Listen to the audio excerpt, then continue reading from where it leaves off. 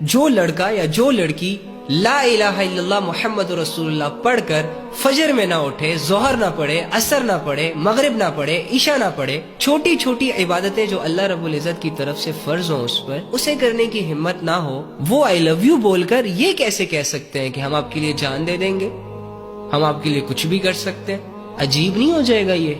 جو انسان اللہ رب العزت سے کیے گئے وعدے سے مکر گیا ہو، وہ کسی انسان سے کیا نبھائے گا یار؟ جس انسان کو اپنی پرواہ نہ ہو، اپنی آخرت کی پرواہ نہ ہو، وہ کسی دوسرے کی کیا پرواہ کرے گا؟ کیسے کرے گا؟ کر ہی نہیں سکتا۔ تو یہ محبتوں کو بدنام کرنا چھوڑیں۔ اگر آپ نے کسی کی زندگی برباد ہی کرنی ہے، اگر آپ نے کسی کی ہستی کھلکھلاتی خوشیوں کو آگ ہی لگانی ہے، تو محبت کے نام پر نہ کریں، ریالٹیز کو لے کر ایک دوسرے کے سامنے آیا کریں کہ بھائی نفس اور شیطان کا مارا ہوں، اندر کی گرمی سے پریشان ہوں، میرے کرتوتوں کی وجہ سے اور بدنظریوں کی وجہ سے ڈیزائرز میرے ہٹ ہو رہے ہیں، تو شیطان بننا چاہتا ہوں، بھیڑیا بننا چاہتا ہوں، تو اس کے لیے مجھے آپ کی ضرورت پڑ رہی ہے، تو کیا آپ اپنا آپ مجھے کچھ پل کے لیے، کچھ مہینوں کے لیے سونپ سکتی ہیں یا سونپ سکتے ہیں؟